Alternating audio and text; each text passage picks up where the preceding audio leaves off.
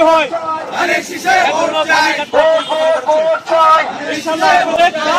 কারো কাছে অবহেলিত হতে হবে না,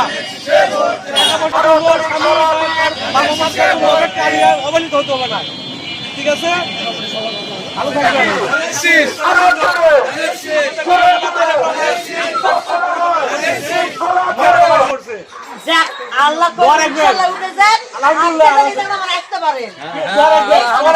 আলহামদুলিল্লাহ।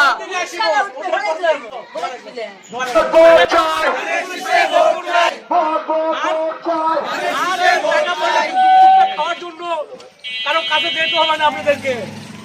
ঠিক আছে, স্বামীর জন্য অপেক্ষা করতে হবে না। স্বামী কখন আসলে একটা মাথার তেল কিনবো, সাবান কিনবো, তারপর ছেলের জন্য অপেক্ষা করতে হবে না।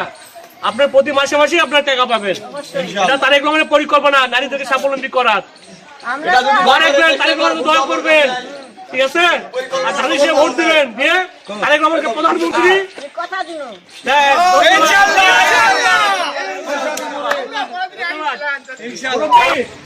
ধানের শীষে ভোট দিবেন।